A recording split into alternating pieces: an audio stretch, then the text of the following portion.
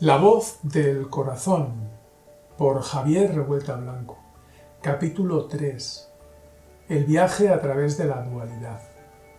Con el poder del alma, todo es posible. Jimi Hendrix.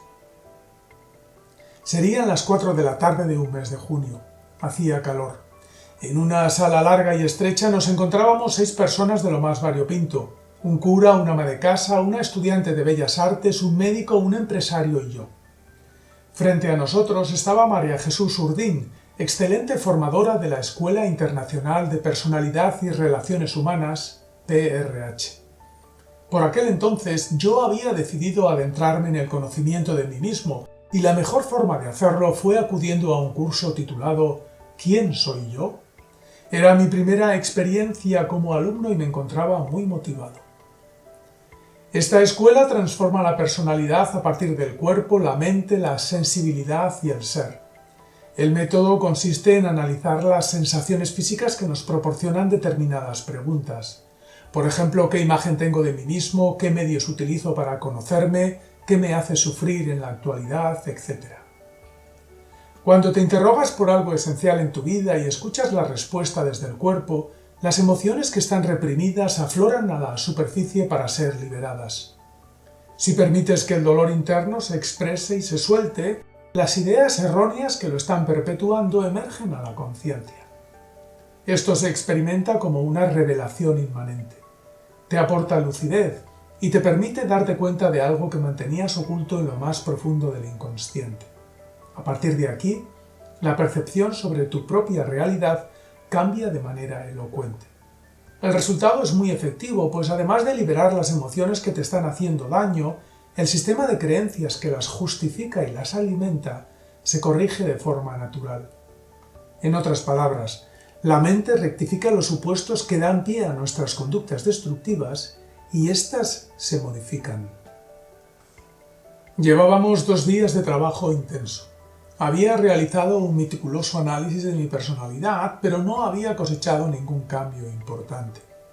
Mi entusiasmo inicial comenzaba a decaer. Dudaba de la utilidad del método y por mi mente circulaban ideas del tipo ¿qué hago yo aquí? Cuando ya había dado el curso por perdido, ocurrió algo extraordinario.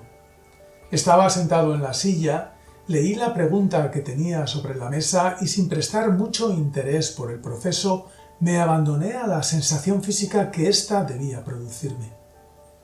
Inmediatamente sentí una punzada en el estómago. Sorprendido, inspiré y me dispuse a observarla. El ejercicio me interrogaba sobre la relación con mi cuerpo. En aquella época no era nada buena. El dolor de aquel pinchazo permaneció estable, pero al poco tiempo comencé a sentir mucha rabia. No sabía de dónde venía, pero era muy intensa. Era evidente que una parte inmadura de mi personalidad estaba haciendo acto de presencia. Allí había un niño herido que necesitaba mi ayuda, así que lo sostuve con intención amorosa y permanecí atento. Poco a poco el dolor fue disminuyendo y en un momento dado sucedió el milagro. Desde mi interior comenzó a surgir una energía blanca y espesa que me fue llenando de forma paulatina. Finalmente terminó por ocupar la totalidad de mi cuerpo. Al principio sentí desconcierto, pues no podía diferenciar las partes de mi organismo. Los brazos, las piernas, el tronco, la cabeza, todas ellas formaban una sola unidad indivisible. Más tarde me invadió una sensación de paz y pureza.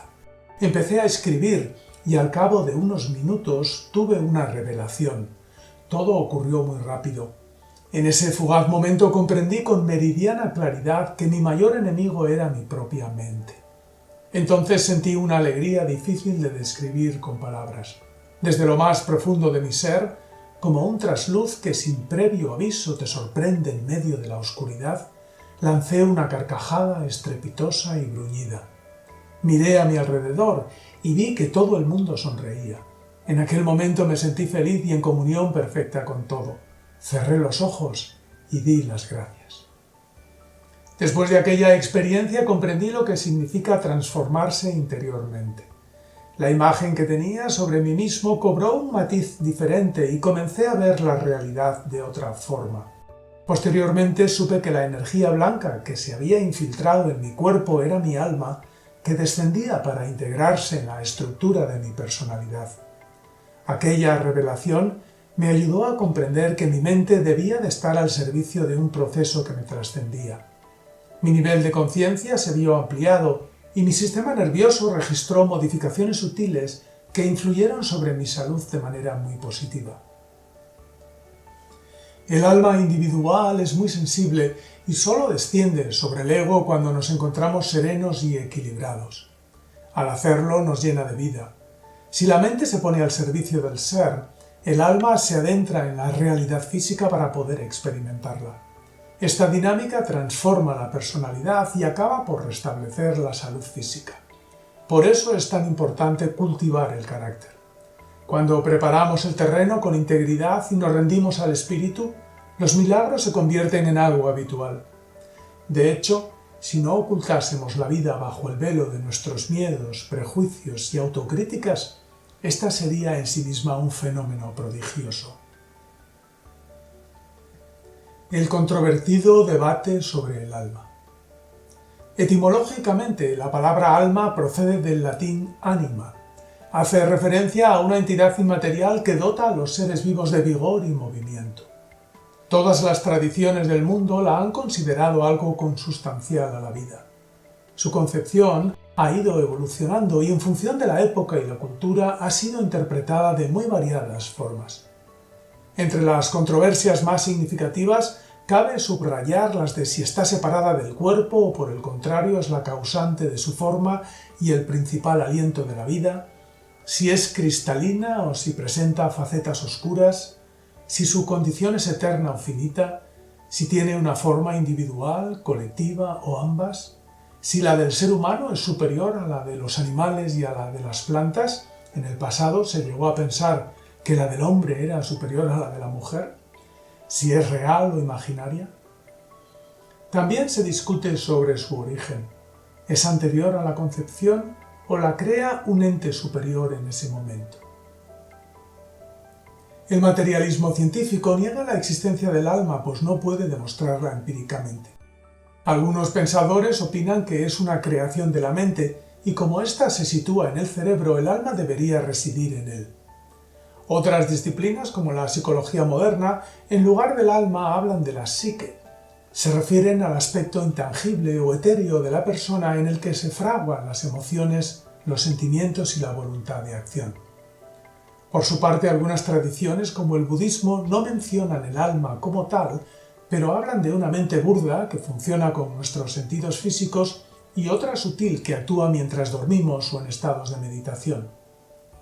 Sin lugar a dudas, el alma es uno de los grandes temas sobre los que la humanidad viene debatiendo desde el origen de los tiempos.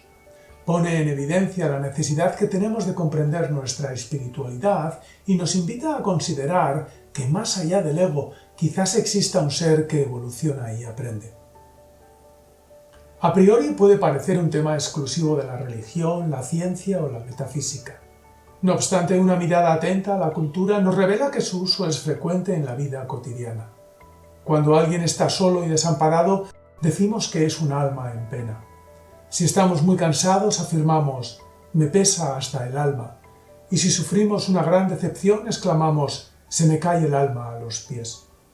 Cuando algo sucede rápidamente, utilizamos la expresión como alma que lleva el diablo. Y cuando somos muy amigos, decimos ser amigos del alma. También indica que algo nos influye de manera trascendente. Me llega al alma, me toca en el alma, me parte el alma o me sale del alma. Finalmente la empleamos para designar a las personas que se sitúan en el lado oscuro de la dualidad. Es un desalmado. ¿Qué es el alma? Desde mi perspectiva, los seres humanos estamos formados por un ego, un alma y un espíritu. El ego es el vehículo que utiliza el alma para poder experimentar en la realidad física. Por su parte, el alma es el medio que utiliza el espíritu para explorar la realidad multidimensional, incluida la física. El espíritu es la parte que más cerca está del principio creador, de la fuente, del ser, de la unidad, de la esencia, de Dios. Su luz pura se mueve en el universo con la misma intención con la que nosotros hacemos un viaje, explorar la realidad, vivir experiencias nuevas y conocerse a sí mismo. Sin embargo, para poder hacerlo necesita de un alma. El alma es la parte orgánica del espíritu. Es el eslabón que hace de puente con el ego. Imagínate un rayo de luz que sale de un sol central. A medida que la luz se aleja, se va densificando y forma partículas acuosas o cúmulos etéricos. Estos fragmentos de luz representan el alma en su viaje a través del cosmos. También la puedes ver como una placenta etérica que se desprende de un espacio unificado. Todos los seres poseen un alma. En los libros sagrados de la India o Upanishad se dice: el alma es la morada de todos los seres vivos y todos ellos reciben su fuerza del alma. No hay nada en el universo que no proceda de ella. Reside en todo lo que existe. Así como el alma evoluciona a través del tiempo y presenta múltiples facetas y experiencias, el espíritu no cambia, no puede diferenciarse. Es un espacio de quietud y silencio en el que reina la paz y la armonía. Los griegos se referían a él con la palabra ataraxia. Aquí reposa tu núcleo divino interno, es decir, la parte de ti que está en contacto permanente con el amor, que es tu naturaleza básica. Desde este lugar creas la realidad, sanas tus heridas y restableces tu salud física. Mientras el espíritu es un lugar de reposo en el que reina el equilibrio, el alma es un crisol de experiencias, tanto de luz como de oscuridad. Es el motor de la vida y para ello utiliza las emociones y los sentimientos. Las emociones portan una energía más pesada que los sentimientos. Nos hablan del dolor interno y nos invitan a contraernos en la intimidad. De esta forma podemos sanar nuestros traumas y liberar la energía densa u oscura que acarrean. Los sentimientos, en cambio, son livianos. Reflejan el placer y nos conducen a expandirnos y a crear cosas nuevas. En definitiva, el alma es un ente que nos impulsa hacia la creatividad y la libertad. Mientras el alma se mueve en la dualidad, el espíritu lo hace en un espacio que se encuentra más allá de los opuestos. En él no experimentamos altibajos emocionales, sino una amable sensación de placidez encantadora. Digamos que no existen ni la euforia de los sentimientos ni el disgusto de las emociones. Tampoco hay opuestos ni juicios de valor sobre lo que está bien o mal. Es un estado del ser neutro, equilibrado, sereno y al mismo tiempo creativo. No puede ser contrastado por la mente, tan solo puede ser sentido. Relacionarnos con él es necesario para refrescar el alma y recordarle su origen. Esto es algo que hacemos con frecuencia cuando, por ejemplo, acudimos a un espectáculo de arte, leemos poesía, meditamos, conectamos con la naturaleza, escuchamos música clásica o electrónica, bailamos hasta el éxtasis. Entre el alma, el ego y el espíritu tiene que haber un equilibrio. El espíritu nos conecta con el amor en estado puro. Nos recuerda quiénes somos y el enorme poder de transformación que tenemos. El alma se encarga de movilizarnos para que cumplamos nuestra misión individual y colectiva y le otorga sentido a la vida. Por su parte, el ego materializa este propósito y lo acelera o lo retrasa. En el camino hacia la madurez del corazón, la rendición del ego ante el espíritu es la última fase. Es un momento culminante y misterioso. Para el chamán mexicano Juan Matus, representa la culminación de nuestra vida como seres humanos. En palabras del antropólogo peruano Carlos Castaneda, buscar la perfección del espíritu del guerrero es la única tarea digna de nuestra transitoriedad y nuestra condición humana. Cuando dejamos de guiarnos por la energía impetuosa de la mente y permitimos que el corazón nos mueva de forma orgánica, nos ponemos al servicio de la existencia y experimentamos armonía, autodominio, paz, alegría y un éxtasis sereno tanto con nosotros mismos como con el mundo. Resumen de enseñanzas. Estamos formados por un espíritu, un alma y un ego. El alma es el vehículo que utiliza el espíritu para moverse por la realidad multidimensional.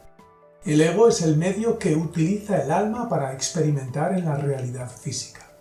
Si deseamos disponer de salud y vitalidad, los tres deben estar equilibrados.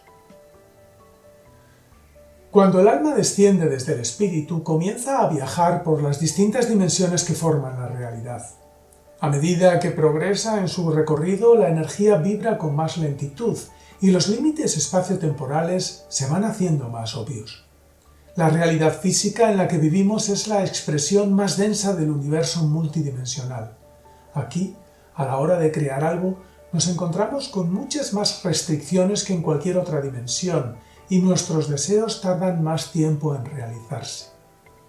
Es importante comprender que el viaje sagrado que ha emprendido el alma es un proceso gradual de densificación de luz, información. Tendemos a creer que el camino espiritual consiste en ir o mover la conciencia hacia arriba para entrar en comunión con Dios, la esencia, la totalidad. Muchas tradiciones desprecian el cuerpo o intentan deshacerse del ego porque consideran que así su desarrollo espiritual será más auténtico o más rápido. Sin embargo, el espíritu es un lugar conocido, procedemos de allí y una parte de nuestra conciencia permanece en esta dimensión. No tenemos que ir hacia el espíritu, pues ya nos encontramos en él. Mientras estemos en la Tierra, lo que realmente tiene utilidad es que seamos capaces de experimentar a fondo la realidad física sin perder la conexión con nuestra esencia amorosa. Caminar en la belleza. Le faltan palabras a la lengua para describir los sentimientos del alma. Fray Luis de León. Para entender cómo se relaciona el alma contigo, es conveniente que sepas de qué estás hecho. Tu cuerpo es una prolongación del campo de energía universal. Esto no es una especulación teórica, sino un hecho científico. Sin energía no hay materia. El campo de energía universal, a medida que se acerca hacia la materia, se densifica de manera progresiva y genera otro más específico. Este nuevo campo te define individualmente. Es el aura. El aura se puede fotografiar con una cámara especial llamada Kirlian, en honor a su inventor, el ruso Semyon Kirlian. Si le haces una fotografía Kirlian a un árbol en primavera, verás que antes de que salga una nueva rama, en su lugar hay una matriz energética. Este armazón sirve para el nacimiento de la rama física. El inventor de esta tecnología demostró que tanto los seres animados como los objetos inanimados están rodeados por un campo electromagnético. En cierta ocasión, fotografió dos hojas idénticas, una procedente de una planta sana y otra de una planta enferma. La hoja sana mostró un campo de energía mucho más brillante y coherente que el de la enferma, por lo que Kirlian dedujo que su técnica servía para diagnosticar el estado de salud de las personas. En el futuro perfeccionaremos esta tecnología y podremos manipular la energía con fines terapéuticos. No obstante, el aura se puede ver a simple vista. Junta los dedos de las manos por encima de la cabeza y desenfoca la mirada sobre una superficie blanca. Al separar las manos verás cómo los dedos siguen unidos por una estela. También la puedes detectar a través del tacto y estás capacitado para cargarla, equilibrarla o limpiarla. De hecho, es algo que haces de forma natural cuando, por ejemplo, te das un golpe. Al llevarte las manos a la parte dolorida, transfieres energía de alta vibración y restableces la estructura original del aura en esa zona. Entonces el cuerpo inicia un proceso de reconstrucción y recupera la salud. La sabiduría interna que te hace comportarte como un chamán experimentado procede del alma. El alma se relaciona contigo a través de este campo de energía. La función del aura es sostener la vida material, la del alma experimentarla. Digamos que tanto el aura como el cuerpo sirven al propósito del alma, que es explorar la realidad física. El aura está formada por 5 capas que van de mayor a menor densidad de vibración. Cada una representa una dimensión de personalidad. En la zona más externa tenemos el nivel espiritual. Después está la esfera relacional y por último las 3 que forman la individualidad, el ego, que son la mente, las emociones y el cuerpo. Con el debido entrenamiento, estas envolturas se pueden percibir a través del tacto y de la vista.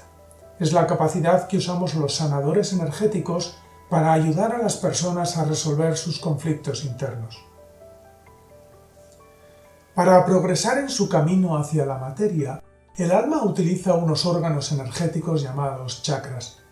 Los chakras, ruedas en sánscrito, son como embudos etéricos que giran en espiral. Se localizan a lo largo de la columna vertebral, formando un ángulo de 90 grados y atraviesan el aura en su totalidad. Su función consiste en metabolizar la energía del entorno y llevarla hasta el cuerpo. Sin ellos, la vida no existiría. De acuerdo con la astrofísica y clarividente norteamericana Barbara Ann Brennan, tenemos 7 chakras principales, cada uno de los cuales poseen una función psicológica concreta. Los 3 superiores son los centros espirituales. El séptimo se encuentra en la coronilla y apunta hacia el cielo. Se ocupa de la trascendencia y de integrar el pensamiento universal en la mente racional. El sexto está en la frente, se conoce también como el tercer ojo. Se relaciona con la visión, la intuición, la imaginación y la capacidad ejecutiva. El quinto se halla en la garganta y tiene la función de equilibrar nuestra aptitud para dar y recibir. Incluye las relaciones con iguales, la comunicación y la conciencia de estar aportando un valor positivo a la sociedad.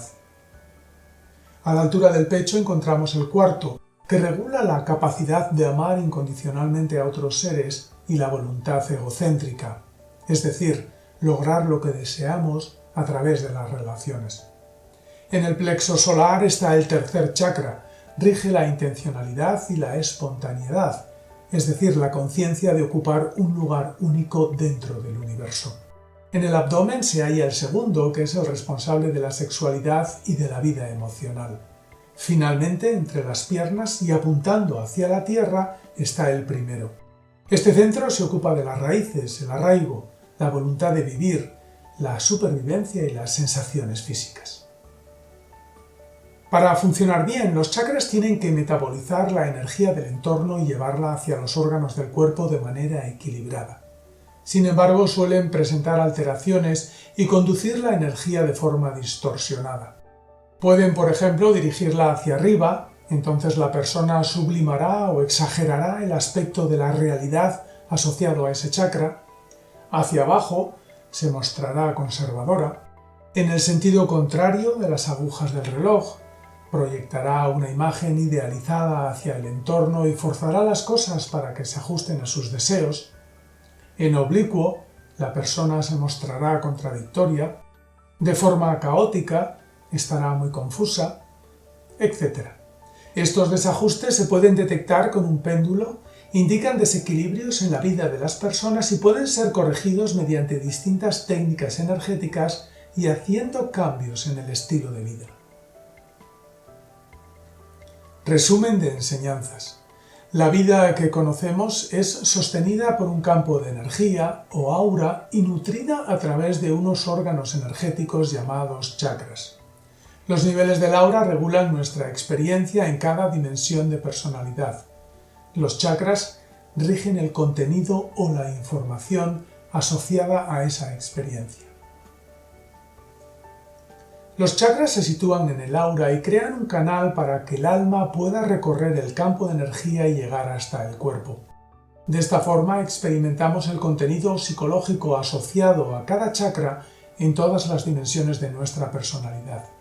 Por ejemplo, en relación a la sexualidad, que se manifiesta en el segundo chakra, percibimos su carácter sagrado, sentimos éxtasis y nos movemos con voluntad para atraerla a la dimensión física, séptimo, sexto y quinto nivel del aura.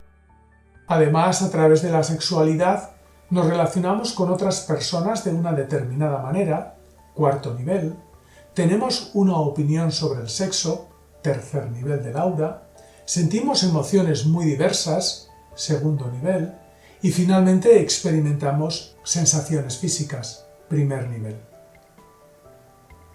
Cuando la energía del alma penetra en el aura, se encuentra con los traumas que arrastramos de esta y de otras vidas. Estos conflictos están delimitados por alguna emoción perturbadora y por un sistema de creencias erróneo. Las emociones son la ira, la desconfianza, el abandono, el odio, la insatisfacción, la tristeza, el terror existencial, la humillación, el miedo al ridículo. Los sistemas de creencias dicen cosas como yo no valgo, el mundo es como es, el amor es falso, haga lo que haga, me van a hacer daño, todo es un montaje, la espiritualidad es una ilusión, los virus son peligrosos, es mejor no fiarse, la gente es mala, soy tonto, la libertad no existe, ¿Alguien se tiene que ocupar de mí o de los problemas del mundo? El alma tiene la misión de experimentar a fondo las emociones perturbadoras, pues necesita comprender todos los matices asociados al conflicto que ha decidido resolver en esta encarnación. En otro tiempo quizás murió de hambre, fue violada, traicionada, humillada, torturada. Los traumas infantiles le sirven para recordar el material emocional que arrastra de otras vidas y que ha decidido solucionar en esta. Nunca son casuales. De todas formas, ella desea liberar el dolor interno y experimentar la salud, la plenitud y la alegría. De hecho, es para lo que se ha encarnado en un cuerpo humano. Cuando la mente se relaja y permite que el malestar aflore, el alma llega hasta el segundo nivel del aura. En esta dimensión las emociones son muy sentidas, las reconocemos como propias, nos hacemos responsables de ellas y las sostenemos con la conciencia de los niveles superiores, la luz del amor. Al hacer esto, el sistema de creencias que está justificando estos estados de inquietud, ansiedad o estrés emerge a la conciencia y es reconocido como falso. Supongamos, por ejemplo, que sentimos ira.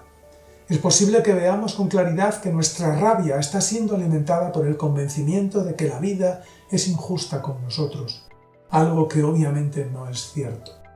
También pueden aparecer imágenes o recuerdos de hechos que están relacionados con el trauma que deseamos resolver.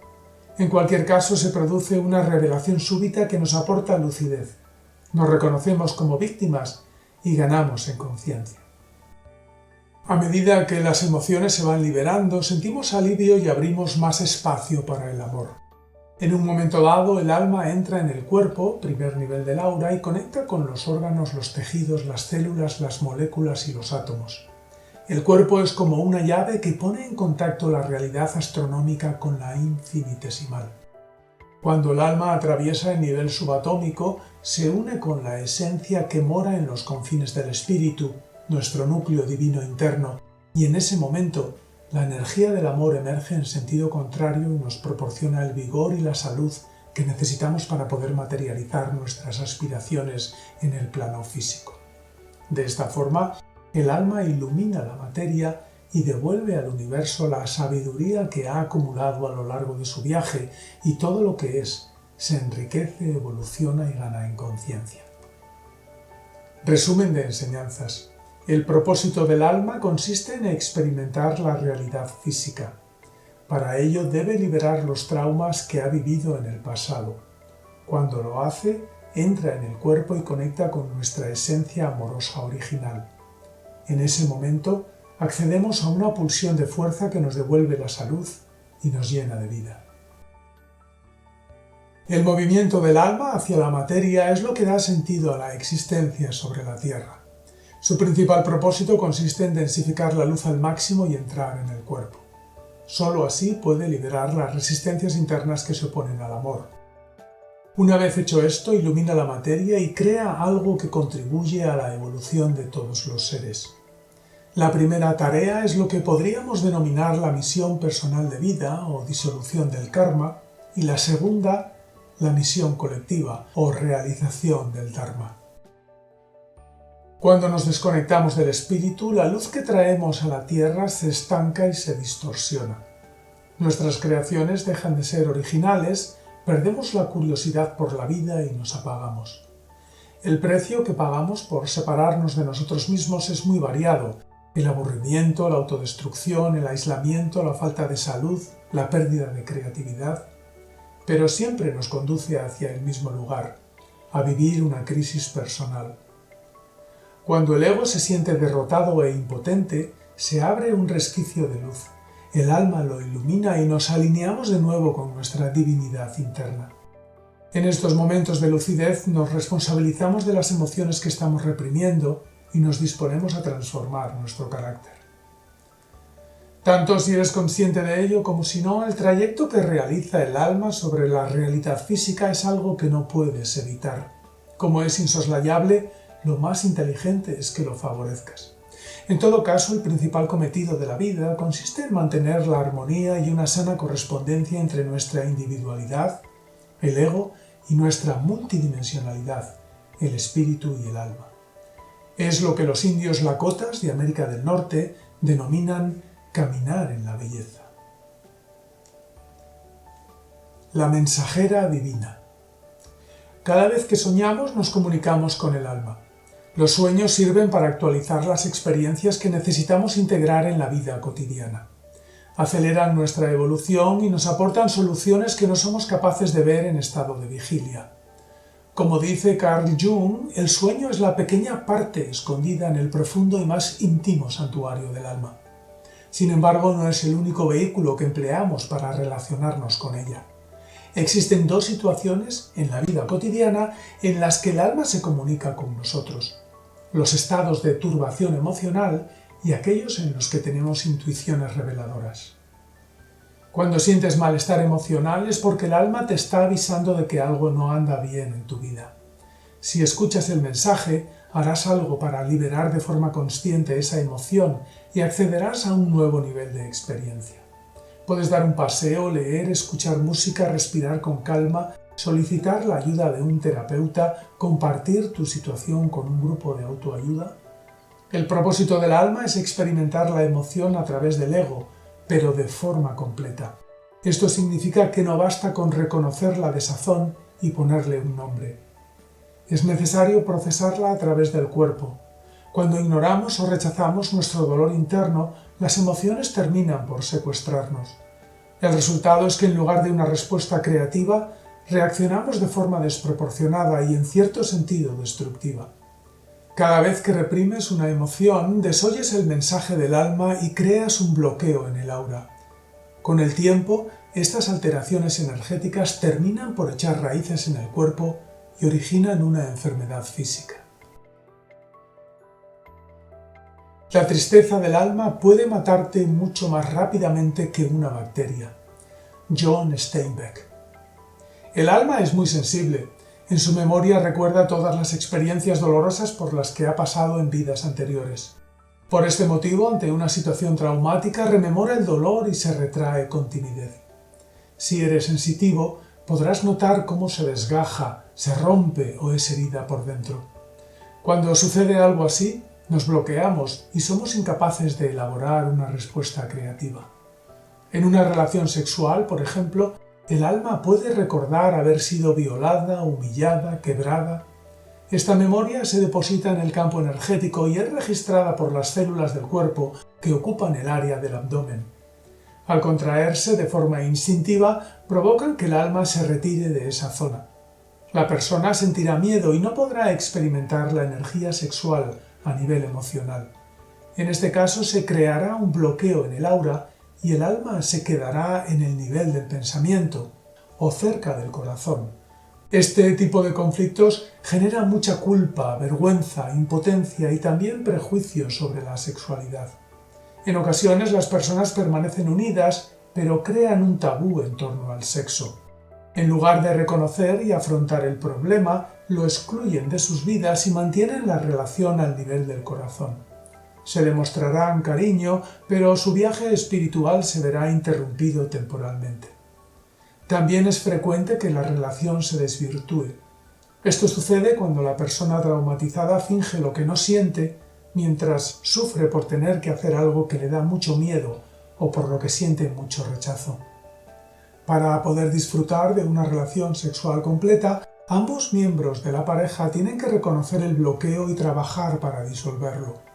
La persona saludable deberá conceder mucho espacio y amor a la que está herida y mostrarse muy respetuosa con sus emociones.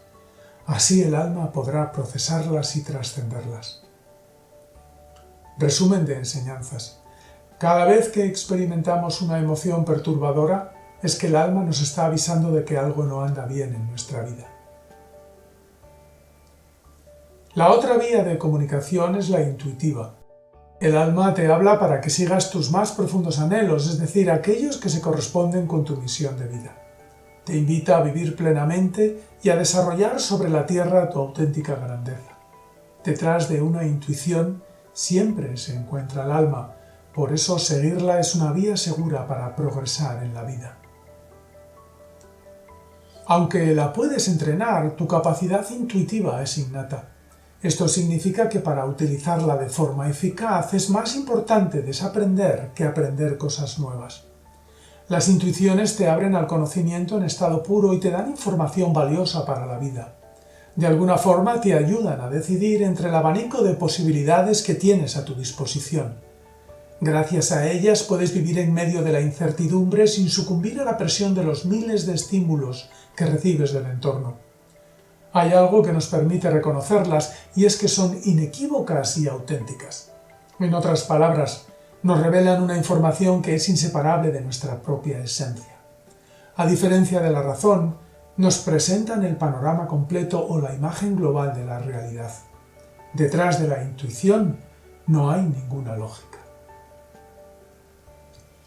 Un aspecto importante de las intuiciones es que suelen venir acompañadas de sentimientos placenteros. Cuando escuchamos los susurros del corazón, es el alma quien nos habla. En ocasiones afirmamos tener una corazonada. En todo caso, experimentamos sensaciones físicas agradables.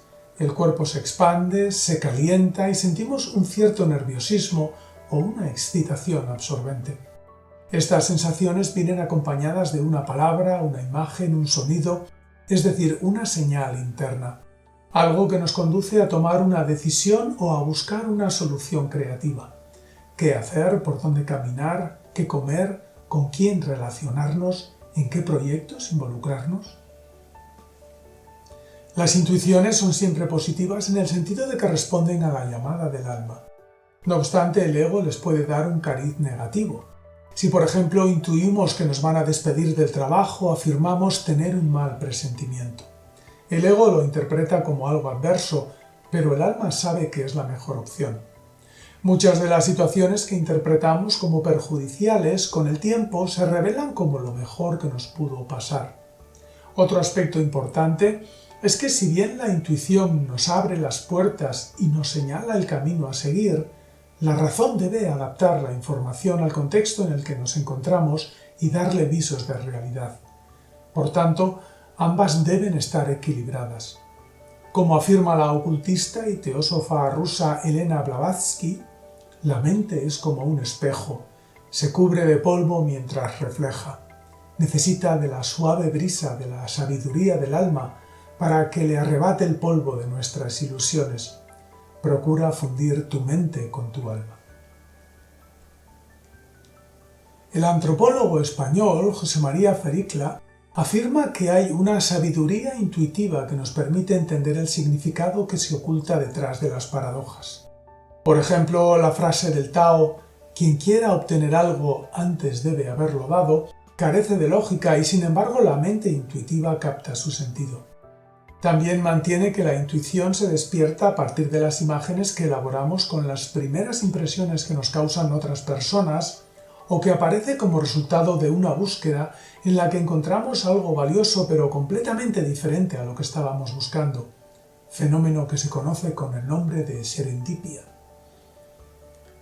Si deseas desarrollar este valioso recurso, tienes que cultivar un estado de atención flotante, una actitud en la que sientas que la conciencia se está expandiendo. Hay muchas formas de ampliar la conciencia, pero sin duda los dos ingredientes esenciales son la intención y la atención. La intención positiva te permite mantenerte en una relación aun cuando sientas el impulso de moverte en la dirección contraria.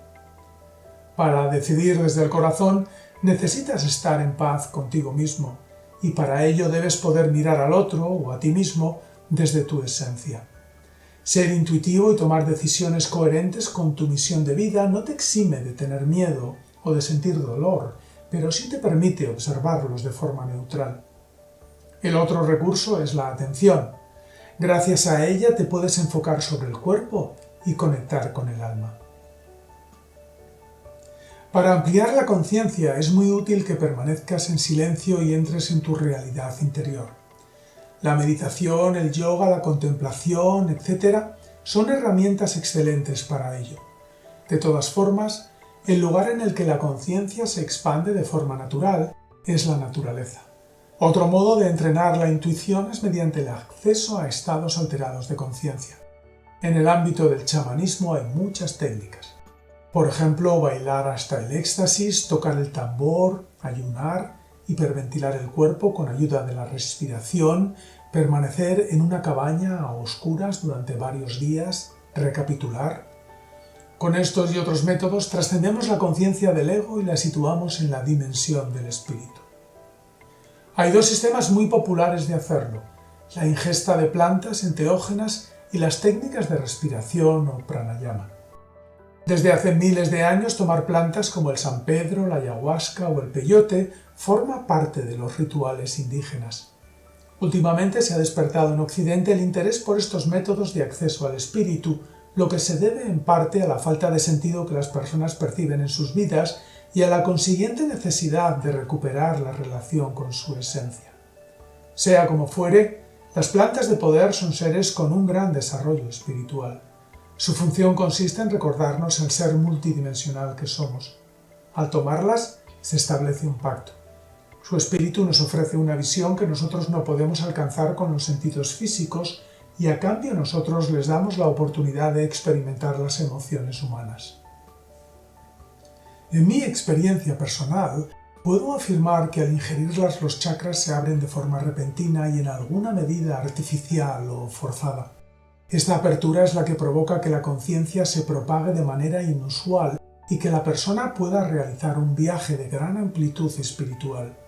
De esta forma podemos ver con claridad los campos energéticos que sostienen la vida en todas sus formas, relacionarnos con seres elementales de la naturaleza, viajar a través del cosmos, regresar a otras vidas o a la infancia, conectar con arquetipos universales, tener intuiciones reveladoras. Las plantas sagradas son un recurso, pero hay que saber utilizarlas. Es importante ingerirlas con un propósito claro, no solo por probar o para divertirse. También es importante hacerlo bajo la guía de un chamán experimentado y en un contexto adecuado. El más propicio es la naturaleza. Hay que tener en cuenta que al mover la conciencia hacia el espíritu, atravesamos la dimensión astral donde se encuentran seres y energías que vibran en distintas frecuencias, desde los altos hasta los bajos astrales. Por tanto, conviene hacerlo con protección. El conductor de la sesión debe crear un campo energético estable que armonice las energías de los participantes. Por otro lado, cada persona debe definir muy bien su intencionalidad y sostenerla durante todo el proceso. Asimismo, es muy aconsejable integrar el resultado de la experiencia en un proceso consciente de desarrollo personal. La respiración es otro sistema que se usa para lograr estados alterados de conciencia y desarrollar la intuición. Hay muchas técnicas. En términos generales, lo que se hace es desbloquear los canales por los que circula la energía interna del cuerpo, los nadis, y ampliar la conciencia vertiginosamente. Así como los chakras toman la energía del entorno, los nadis se encargan de llevarla hasta los órganos. La acupuntura trabaja con ellos. Cuando respiramos intensamente y de forma continuada, se produce una hiperventilación y la conciencia se expande muy rápido. Entonces se producen dos efectos generales. El primero es la experiencia de éxtasis, el arrobamiento y la unión con la propia esencia. En este estado pierdes la percepción sobre los límites del cuerpo y entras en comunión con el todo. Además, puedes conectar con seres inmateriales y recibir información de la guía espiritual. El otro efecto es la catarsis, es decir, una descarga emocional intensa en forma de llanto, grito o risas. Esta conmoción emocional libera las tensiones crónicas que arrastramos del pasado, porque el espacio en el que situamos la conciencia está formado por una energía de muy alta vibración. En realidad es amor, pero en un estado al que no estamos acostumbrados. Cuando nos situamos en este lugar, la energía viaja con fuerza hacia el cuerpo con la intención que previamente hemos depositado en el proceso de disolver resistencias internas, obtener información y crecer interiormente. En todo caso, empuja los bloqueos que están estancados en el aura y al hacerlo libera las emociones reprimidas, de ahí que se produzca la catarsis. Al mismo tiempo aclara los sistemas falsos de creencias que las acompañan y disuelve muchas tensiones físicas. Personalmente me formé durante un año en la escuela de yoga Citri bajo la supervisión del maestro Soma y posteriormente he aplicado estas técnicas con regularidad en mis talleres con resultados muy positivos. Al igual que las plantas sagradas, Este recurso puede ser de gran utilidad, pero se debe utilizar de forma moderada y ordenada. Resumen de enseñanzas. El alma nos habla a través de la intuición y el sentimiento. Nos invita a ampliar nuestra conciencia y a desplegar el potencial creativo que albergamos en nuestro interior. Cuida de tu alma.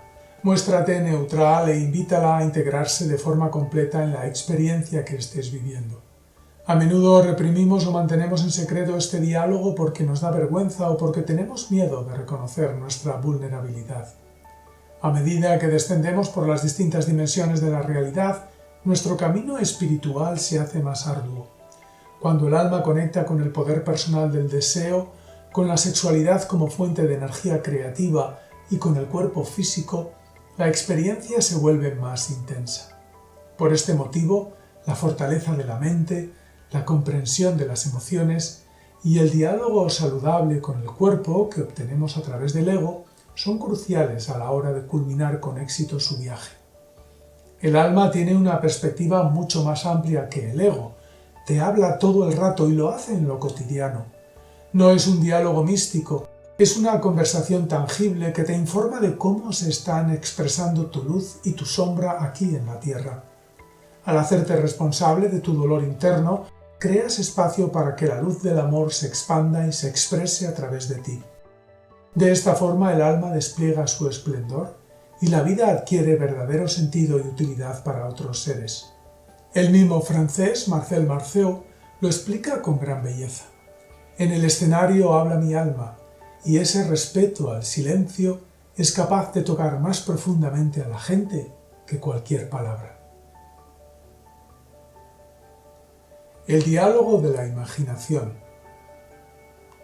En cierta ocasión, una rosa muy hermosa, embelesada en su belleza, comenzó a sentirse triste. El motivo era que, pese a su esplendor, nadie se acercaba a contemplarla de cerca. Entonces se dio cuenta de que a su lado había un sapo. Supuso que la razón de su desgracia era la presencia de aquel ser tan feo, y le pidió por favor que se alejara. Al cabo del tiempo el sapo volvió a ver a la rosa y la encontró marchita, triste y deshojada. «¿Qué te ha pasado?», le preguntó. «Verás», le dijo la rosa, «desde que te fuiste, las hormigas no han hecho más que comerme». «Claro», le contestó el sapo, «tú eras la más bella, porque yo me comía las hormigas». Existe cierta tendencia a idealizar el alma y a pensar que es pura, inmaculada e inocente. En este sentido, quizás pienses que es ella quien guía tu camino y que tu único cometido consiste en seguirla ciegamente. Nada más lejos de la realidad. Un ego sano sabe escuchar los mensajes que le envía el alma, pero también sabe comunicarse con ella para ayudarla en su proceso evolutivo. Como dice el poeta de la Martinica, Aimé Césaire, el hombre debe ser inventor de almas. Hay algo que no debes pasar por alto. El alma, en su viaje a través de la dualidad, ha vivido numerosas experiencias y algunas han sido tremendas. Por este motivo, a la hora de revivir un trauma pasado, se puede perder en el laberinto de una emoción perturbadora y dedicar más tiempo del necesario a explorarla y liberarla. Esto puede ser poco funcional. Existen por lo menos dos situaciones en las que el alma precisa de la ayuda del ego: cuando es incapaz de acotar el trauma que pretende resolver y cuando aparece fragmentada. Cuando nos decidimos a crecer interiormente y a transformar el malestar que nos aflige en amor, el alma puede hacer más grande el problema que intenta resolver. ¿Por qué razón? Al respirar, aceptar y observar una emoción, no solo conectamos con nuestro dolor interno, sino que lo hacemos también con seres inmateriales y energías que vibran en la misma frecuencia y que conviven con nosotros en la dimensión astral. Supongamos, por ejemplo, que te reconoces como una persona iracunda y que decides liberarte de la ira. Lo que puede suceder es que el alma, en lugar de delimitar el trauma a tu esfera personal, se dedique a sentir toda la ira que resuena con ella en ese momento, quizás la de un ancestro, la del jefe, la de un político corrupto. Como en el astral no hay límite de tiempo ni de espacio, puesta a explorar, puede llegar a conectar con la ira de todo el universo. En este caso necesita de la ayuda del ego. Es importante comprender que el astral no es un espacio externo a nosotros mismos, sino una dimensión más de la personalidad. Aunque el ego se haya fabricado la ilusión de que solo existe él, lo cierto es que una parte de nuestra conciencia habita aquí de forma permanente. La segunda situación se da cuando el alma está fragmentada. Ante un trauma muy doloroso, el alma se puede romper. Entonces una parte del ser aparece desligada del resto, permanece como flotando en el espacio y forma una subpersonalidad no integrada. Esta situación va acompañada siempre por una sensación de pérdida. Un suicidio en una vida anterior, por ejemplo, produce una fractura de este tipo. Esta fisura volverá de forma recurrente sobre la persona y creará un bucle de incomprensión. Cada cierto tiempo el individuo tendrá el deseo de quitarse la vida, pero no sabrá por qué. Desde fuera puede verse como alguien normal o incluso con mucho éxito. Sin embargo, internamente no se sentirá completo y percibirá una parte de sí mismo como un quebranto. Este tipo de situaciones explican muchas de las obsesiones, depresiones, ataques de ira o de pánico recurrentes que se sufren en la actualidad. En estos casos, hay que ayudar al alma a integrarse con el resto del ser. Resumen de enseñanzas. Existen dos situaciones en las que el alma puede necesitar la ayuda del ego. Cuando no es capaz de delimitar el conflicto que pretende resolver y cuando se encuentra fragmentada. La herramienta que debes utilizar para hablarle al alma es la imaginación. Los niños son grandes maestros en el uso de este poderoso recurso, así que un buen entrenamiento consiste en relacionarte con ellos. Si deseas liberar una emoción que te está haciendo daño, debes activar el recurso del observador. Cuando ya seas capaz de sostener tu desazón con amor, puedes pasar a la segunda fase, la del visionario. En ella dejas de ser neutral y te sirves de la imaginación para avanzar.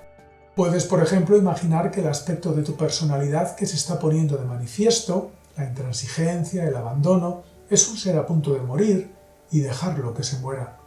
También puedes solicitar la ayuda de un animal de poder, del ángel de la muerte, o visualizar al niño herido que está experimentando esa emoción y dialogar con él de forma amorosa. Estás más que capacitado para entrar en la energía del trauma y recrear las situaciones que te permitan resolverlo de forma satisfactoria. Solo necesitas creer en ti y practicar. Asimismo, es muy útil que a partir de una sensación física desagradable, tensión, frío, temblor, desequilibrio o de una emoción perturbadora, te hagas preguntas. Puedes, por ejemplo, decir ¿qué aspecto de mí mismo se está revelando en este momento? Y dejar que emerjan a la conciencia las imágenes o la información que correspondan.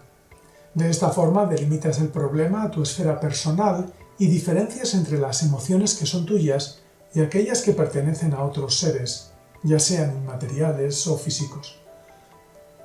Cuando utilizas la imaginación como parte del proceso de sanación, activas un diálogo muy saludable con el alma y evitas que ésta se pierda en el laberinto astral. Los budistas la emplean para liberar del sufrimiento a todos los seres sintientes y purificar su mente. Por otro lado, es un instrumento privilegiado para potenciar los anhelos del alma y las subsiguientes experiencias por las que deseas transitar en la vida. Resumen de enseñanzas. Para delimitar los conflictos en nuestra esfera personal y evitar que el alma se pierda en el laberinto astral, es importante activar el recurso del visionario. Cuando te descubras en un bucle de incomprensión, pánicos irracionales, tendencias suicidas, depresiones profundas, ataques de melancolía, obsesiones destructivas, háblale al alma con cariño y permítele que se exprese. Hay una parte de ti que se ha fragmentado y que se encuentra perdida, dando vueltas alrededor del mismo estado emocional. Pregúntale qué es lo que desea explorar y deja que la mente lea los posibles futuros a los que esa situación te lleva. Puedes escribir, dibujar, modelar, interpretar. Es muy importante hacer esto en un contexto terapéutico y con la clara intención de mejorar el problema que se desea resolver. Si por ejemplo te obsesiona la idea del suicidio o tienes un miedo irracional a la muerte, a la enfermedad o a tu propia fuerza, observa los distintos escenarios a los que esa postura te conduce.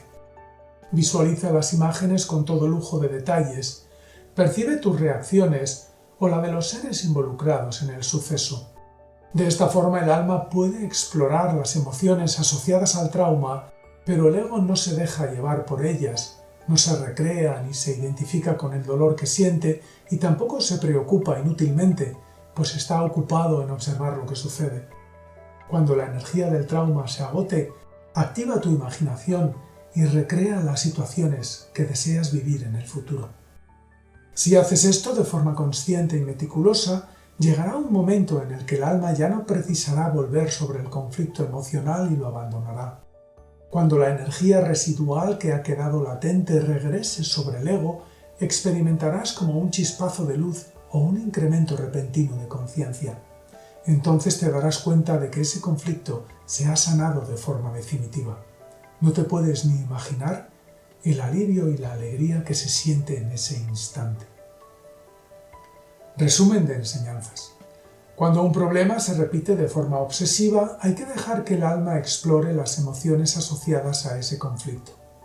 El ego debe permanecer neutral, observando los escenarios a los que esa situación le conduce.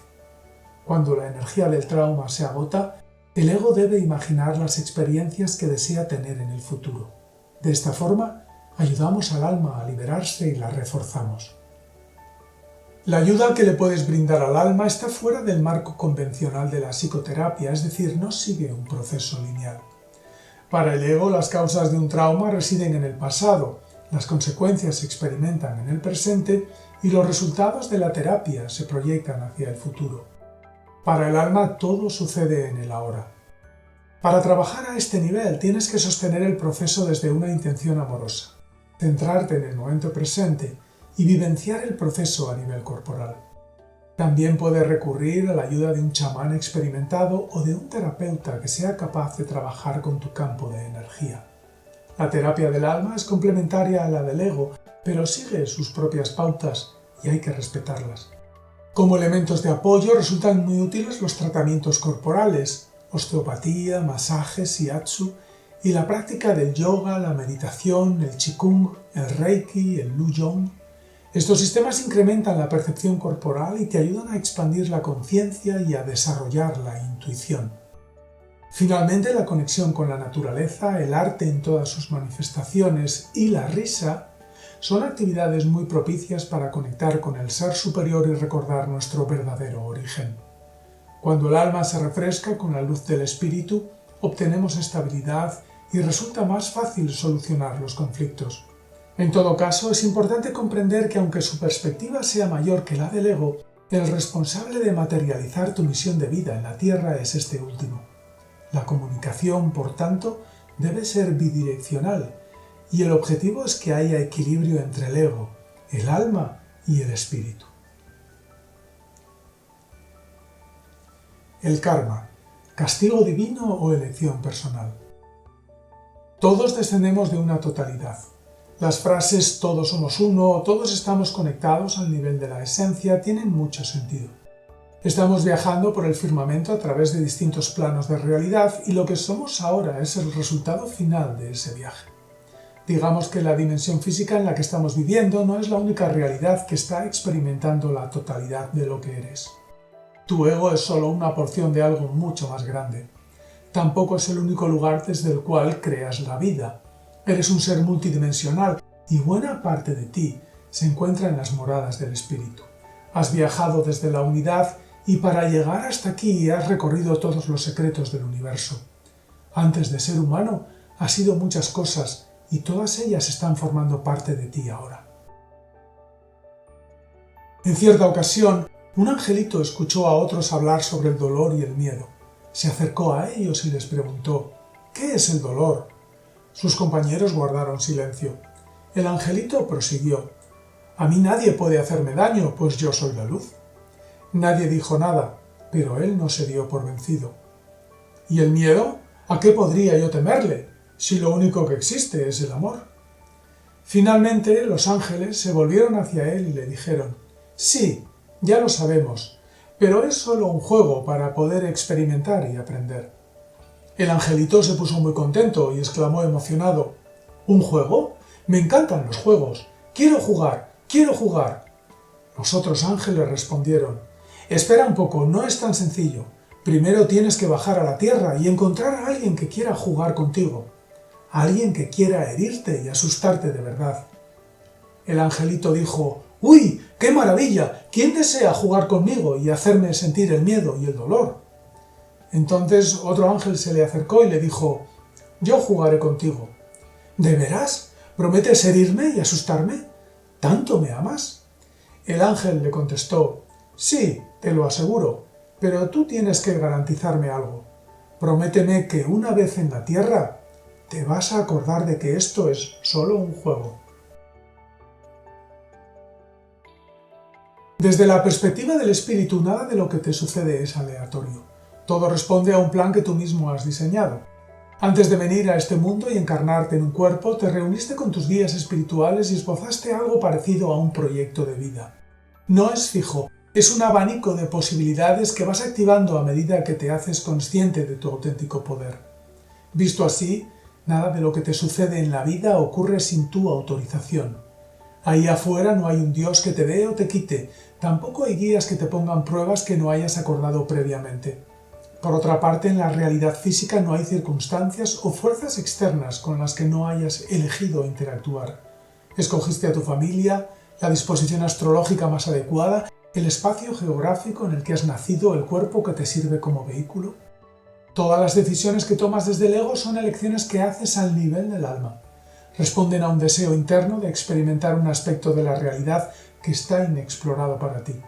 Incluso si te sientes como una víctima o un fracasado, en el fondo es una opción personal y puedes modificarla en cualquier momento. No es que tengas mala o buena suerte, es que tú mismo la provocas con tu forma de pensar, decir, sentir y comportarte. Aunque el entorno efectivamente te esté condicionando, todo lo que vives lo has aceptado previamente como una mera posibilidad, incluidas las situaciones adversas o infortunadas. El karma no es más que el conjunto de bloqueos emocionales y psíquicos que hemos decidido enfrentar en esta encarnación. No es un castigo por haber sido malvados en otra vida. Es una elección personal y refleja el valor y el coraje del alma. A medida que liberamos el dolor interno, nuestra esencia se hace más nítida y disponemos de más espacio para la creatividad y el amor. Todo ello se traduce en una acción constructiva, respetuosa con la vida y armoniosa con las leyes universales y el propósito de la Tierra. A esta forma de conducta se le conoce con el nombre de Dharma. También las relaciones son pactos que hemos establecido antes de venir. No son aleatorias y tienen la utilidad de mostrarnos nuestra oscuridad y nuestra luz. En ocasiones reproducen conflictos que acontecieron en otra vida y que deseamos resolver en esta. Abandonos, asesinatos, traiciones, encarcelamientos. Este tipo de relaciones se conocen con el nombre de kármicas. Resumen de enseñanzas. El karma es una elección personal. Está formado por los bloqueos psíquicos y emocionales que ha decidido liberar en esta encarnación. Cuando el ego se pierde en la ilusión de existir por sí mismo, se resiste a creer que el dolor pueda ser una elección personal. Para él esta idea es absurda. No acepta la posibilidad de que escojamos una enfermedad o una relación destructiva como vía de aprendizaje. ¿Cómo es posible que un niño, por ejemplo, elija la opción de ser violado, torturado o asesinado? En esta situación, el ego no admite que los males del mundo tengan una explicación que pueda poner en riesgo la imagen idealizada que ha construido sobre sí mismo. Una imagen que afirma: yo soy el bueno. Si un niño eligiera la posibilidad de ser maltratado, estaría justificando la inmoralidad como forma de conducta. Esto es algo que la persona egocéntrica no desea admitir en la estructura de su personalidad. El motivo es que trabaja con máscaras. Todos tenemos un ser destructivo, una parte aberrante que gusta del placer negativo. Sin embargo, no todo el mundo está dispuesto a admitirlo. Cuando el mal refleja nuestra propia vileza, en lugar de reconocerla, lo que hacemos es negarla y proyectarla hacia afuera. Antes de abrirse al espíritu y ver su oscuridad, El ego enmascarado creará un enemigo imaginario. Desea que el mundo cambie, pero él no está dispuesto a cambiar. Por eso se imagina una película en la que unos son los buenos y otros los malos. Es obvio que hacer daño a otro ser y nutrirse de su dolor no está justificado desde la moral. No obstante, en el universo nada es gratuito y desde una perspectiva espiritual, los juicios de valor no existen. Solo son construcciones humanas. El objetivo de comprender que al nivel del alma somos los únicos responsables de todo lo que nos sucede no es excusarnos o excusar a otros, sino educar la mirada para que seamos capaces de vernos reflejados en la realidad que estamos observando. Así dejaremos de proyectar nuestro malestar en el entorno y no haremos el mal más grande. En su lugar, cambiaremos internamente y obraremos con más objetividad y eficacia. Desde un punto de vista práctico, lo importante es saber que si bien para el alma el dolor es un medio de aprendizaje, para el ego es una opción y puede ser modificada. Nelson Mandela pasó 27 años encerrado en una celda, pero no hizo de su situación un alegato de la violencia. Gracias a su determinación, consiguió lo que parecía imposible: convertirse en el presidente de su país y erradicar el apartheid. Una de sus mejores frases dice: que tus opciones reflejen tus esperanzas, no tus miedos. Resumen de enseñanzas. La vida es un abanico de posibilidades previamente diseñado por el alma. Hemos olvidado que somos los artífices de nuestra propia vida y que la elegimos a cada instante. La senda de la integración. Todo lo que sucede en la tierra es un reflejo de lo que ocurre al nivel del espíritu. El Maestro Jesús dice: lo que es arriba es abajo. Cuando el alma se desprende del plano de la esencia, experimenta lo mismo que cuando nacemos. Por un lado, el desconsuelo de perder la seguridad que le proporciona la unidad de la que procede. Para el niño es el útero materno. Y por otro, la curiosidad de explorar una realidad llena de posibilidades. En todo caso, a partir de aquí, comienza su viaje. Cuando es joven guarda un recuerdo muy nítido de la esencia y no tiene mucha conciencia de estar separada del resto ni de su capacidad para influir sobre el entorno. Esta etapa es mencionada en muchos textos religiosos como el Jardín del Edén. La vida humana sigue los mismos pasos. Cuando somos muy pequeños, tampoco podemos diferenciarnos del resto del mundo. Sin embargo, nos encanta explorarlo. Al hacerlo, volvemos de forma sistemática a refugiarnos entre las faldas de nuestra madre, especialmente si las experiencias que hemos vivido son desagradables. Necesitamos sentir de nuevo la seguridad que nos proporciona la unidad de la que procedemos. Con el paso del tiempo nos vamos alejando de la protección del hogar y comenzamos a examinar la realidad con la intención de modificarla. Esto lo hacemos de forma progresiva y en etapas: los 7 años, la adolescencia, la juventud. Al alma le pasa lo mismo. A medida que evoluciona y crece, el recuerdo de la esencia se debilita y su afán por influir sobre la realidad se intensifica. Una vez que está sumergida en la experiencia de la dualidad, se olvida por un tiempo de su origen y deja que el ego gobierne el proceso. Entonces es expulsada del paraíso. No se puede pintar blanco sobre blanco, negro sobre negro. Cada uno necesita al otro para revelarse. Manu Dibango. Tu viaje por la Tierra es un recorrido de miles de encarnaciones, muchas de las cuales son anteriores a un cuerpo humano.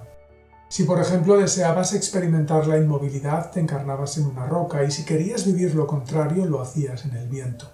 Si deseabas conocer la fluidez, asumías la forma de un ser acuático, y si lo que te llamaba la atención era el vuelo, lo hacías en un ser alado. En esta singular andadura te has propuesto vivir desde dentro todos los extremos de la dualidad, desde la oscuridad más lúgubre hasta la luz más brillante. De modo general, la luz representa el amor y la oscuridad la sabiduría. El amor alienta, apoya y facilita, pero en un contexto de libre albedrío, es decir, ni impone ni condiciona al otro. En cambio, la oscuridad establece un orden mediante límites y restricciones. Digamos que la luz del amor que acarreas desde el plano de la esencia necesita de una cierta estructura para poder expresarse. En el cosmos, esta armonía la crea la geometría sagrada. Los patrones geométricos son los que dan estructura a la energía del amor y los responsables de la enorme diversidad de formas de vida que conocemos. De todos modos, entre la luz y la oscuridad hay siempre un equilibrio progresivo. El amor sin sabiduría se debilita y crea el caos. La sabiduría sin amor se endurece y engendra la tiranía.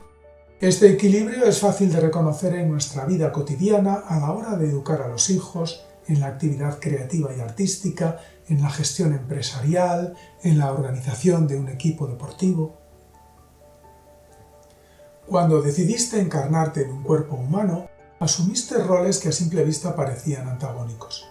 Es muy probable que hayas pasado ya por el papel de un idealista y un materialista, un religioso y un científico, un hombre y una mujer, una víctima y un perpetrador, un rico y un pobre.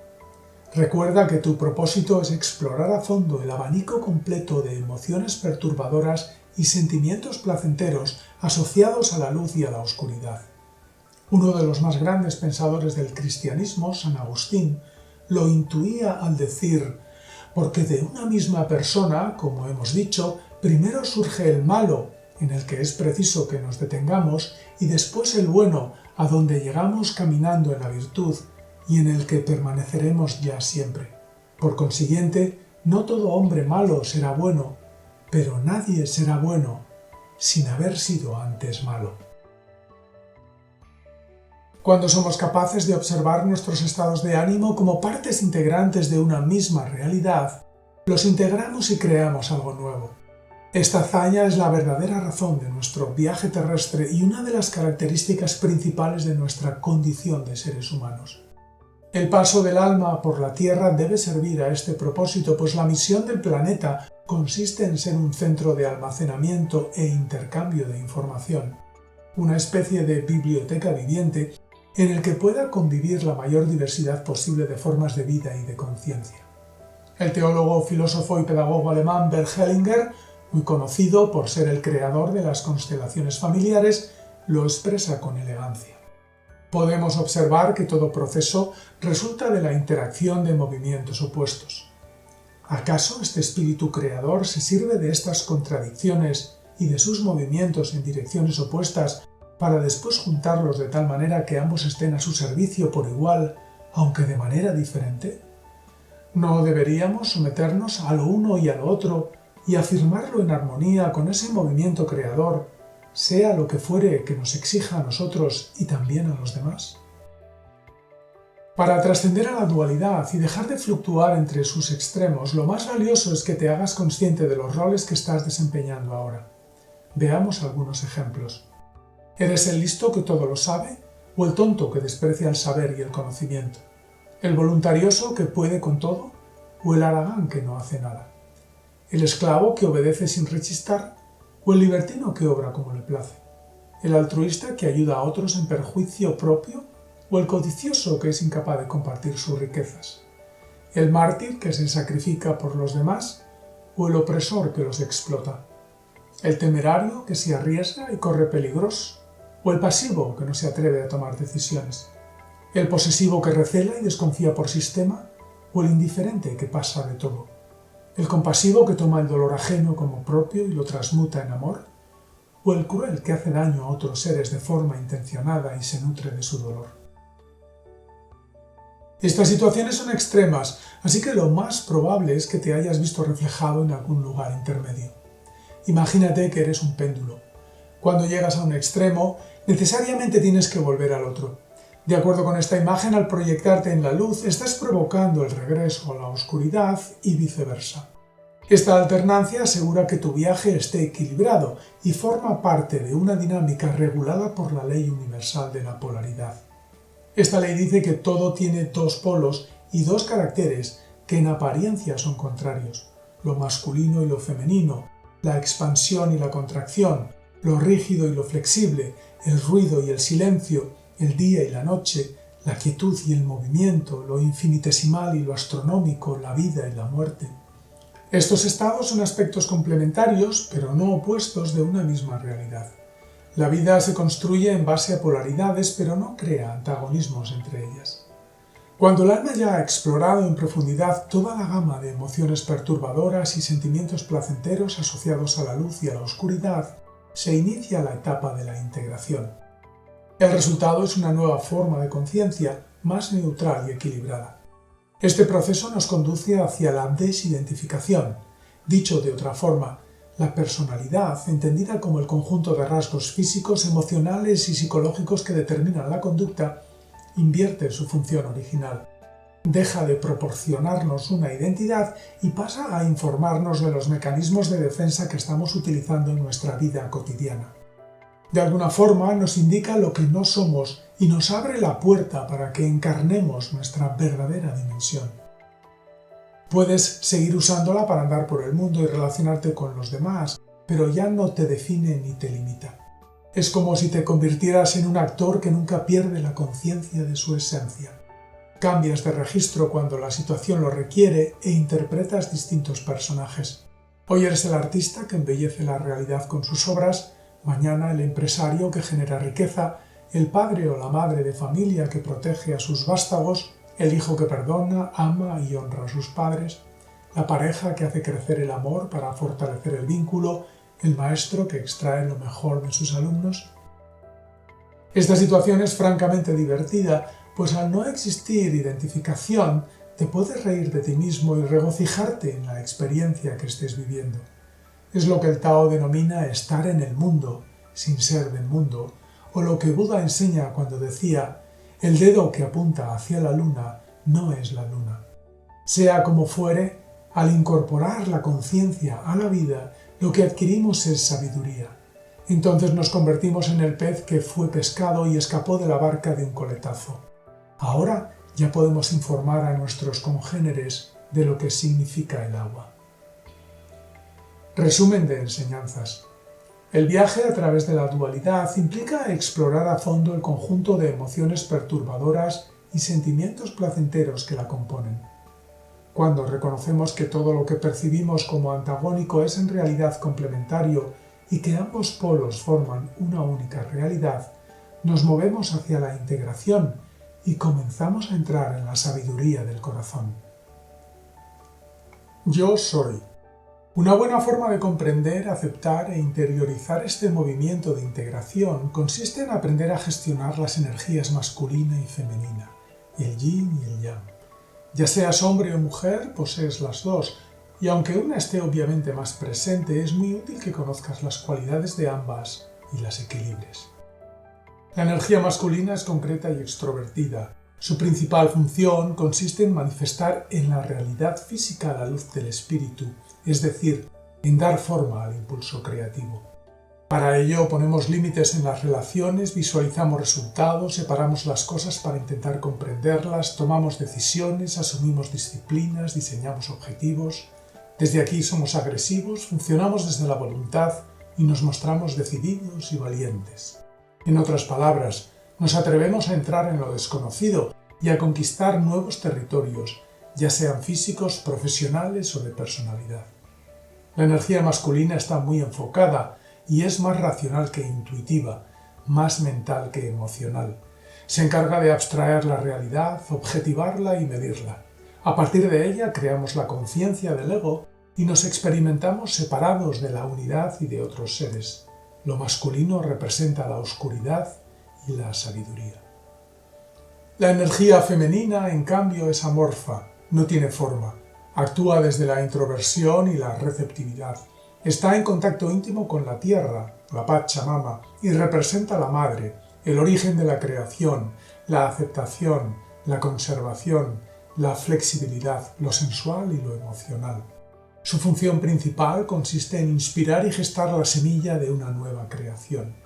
La expresión dar a luz es un claro exponente de lo que hace lo femenino en el mundo. Es una energía que aún no se ha manifestado. Es luz pura y representa el aspecto interno de nosotros mismos. A partir de ella somos capaces de elaborar deseos puros y de percibirnos en comunión con la totalidad. Desde la parte femenina atraemos la diversidad y la armonizamos.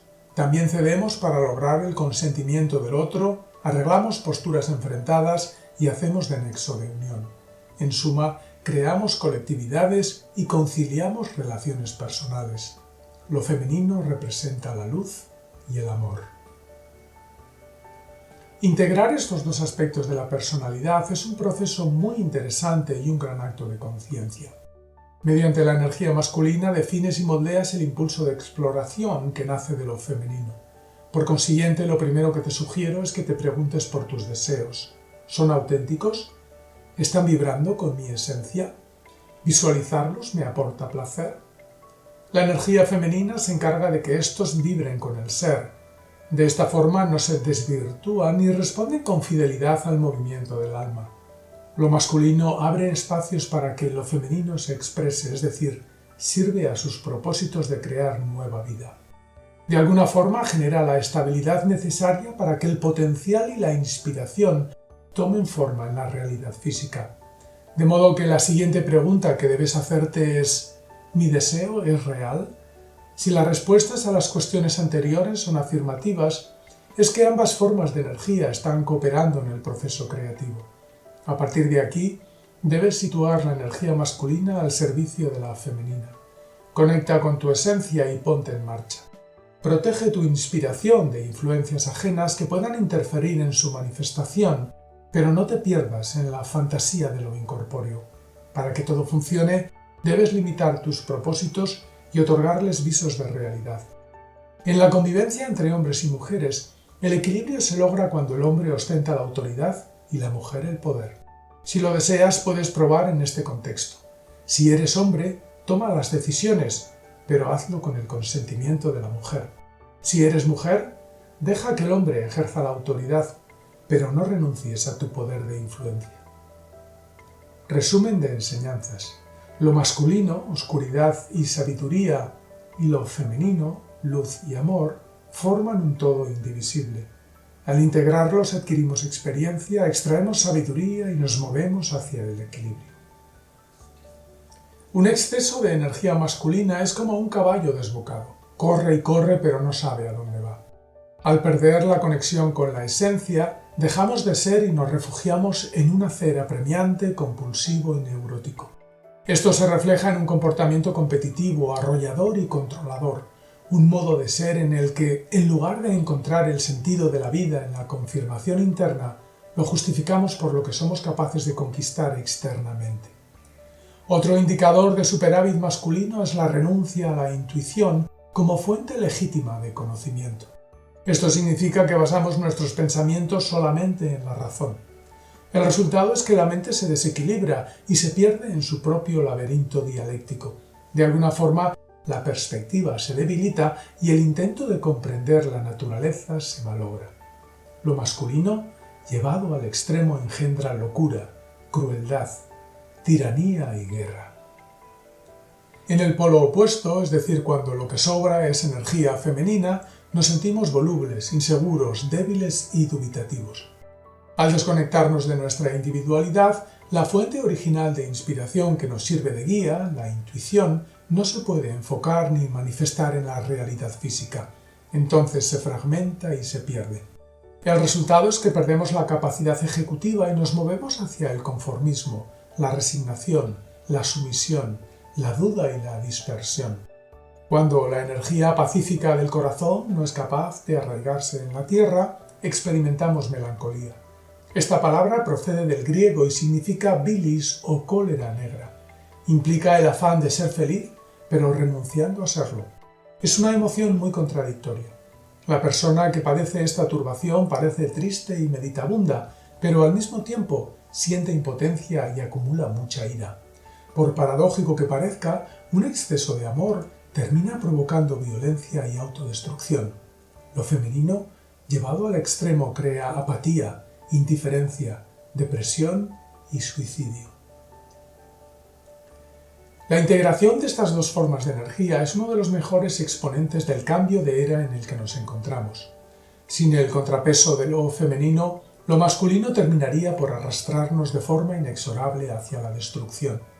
Por este motivo, en la actualidad, la energía femenina está recobrando su lugar y su función original en la sociedad.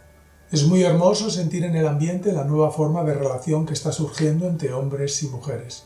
Aunque este proceso acarrea mucha confusión, por ejemplo, pretender que el hombre y la mujer sean iguales, lo cierto es que hay un reconocimiento y un deseo de volver a cooperar en armonía.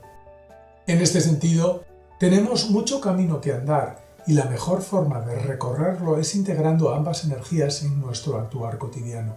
El mantra que mejor las equilibra es Yo soy. Yo invoca la energía masculina que nos separa del entorno y nos individualiza. Soy llama a la energía femenina que unifica y nos permite experimentar la unidad. Si deseas moverte hacia el equilibrio, utilízalo. No te reprimas y actúa con determinación. El mundo te necesita y te está esperando. El misterio de la reencarnación. Maribel, una mujer de 54 años, llevaba un año asistiendo a mis grupos de trabajo. Era alta y esbelta, tenía el pelo canoso e irradiaba bondad y ternura de manera natural. Sus conexiones espirituales estaban muy abiertas, pero le faltaba algo de arraigo en la tierra. En una sesión me pidió que trabajásemos su baja autoestima y su timidez.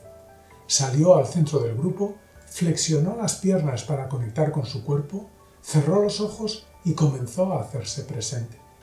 Al cabo de unos minutos le pedí que revelara lo que estaba viviendo. Entonces declaró que se encontraba en una plaza pública. Estaba atada a un poste de madera y era insultada y agredida con piedras y otros objetos por una multitud exacerbada. Al entrar en su campo de energía sentí que aquella historia no pertenecía a esta vida. Le pregunté por las ropas que vestía y confesó que no eran de este tiempo. Llevaba sandalias y una túnica de trapo. Continuó con su relato. La plaza estaba rodeada por muros de piedra y el suelo era de tierra. En un momento dado, alguien se le acercó y le rasgó el vestido dejándola desnuda. Todo el mundo comenzó a reírse de ella y a llamarla bruja, maldita y cosas parecidas. En ese instante Maribel se dejó caer y empezó a sollozar con gran desconsuelo. Todo el grupo la sostuvo con amor y respeto. Algunas personas comenzaron a llorar con ella desde sus asientos.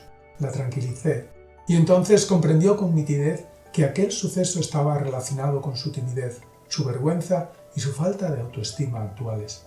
Al terminar la sesión, sus ojos brillaban y su rostro irradiaba serenidad y agradecimiento. La reencarnación alude al viaje que realiza el alma a través del tiempo y la dualidad.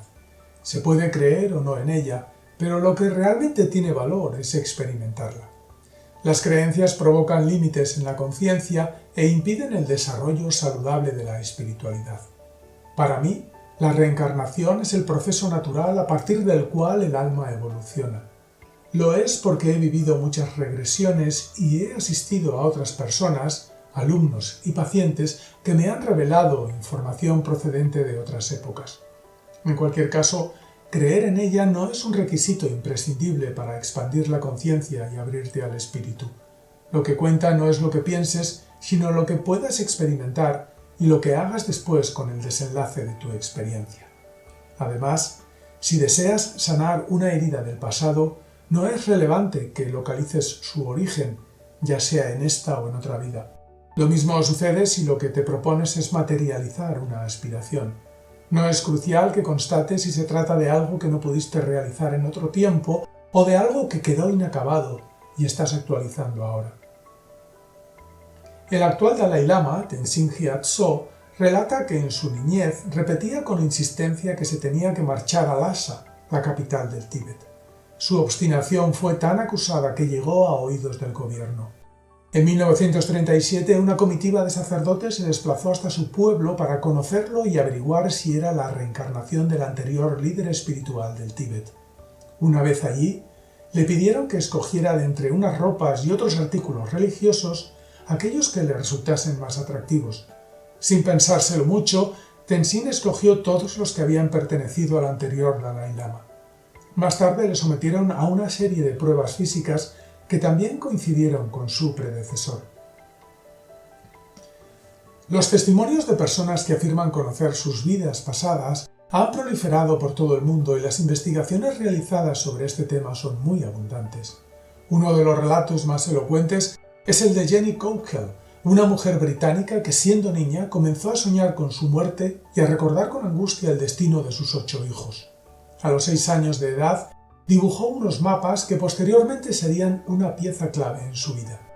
Con el paso del tiempo sus recuerdos se intensificaron e inició una búsqueda sobre su pasado. En 1988 descubrió un pueblo llamado Malahide, al sur de Irlanda, que coincidía con lo que había dibujado de niña.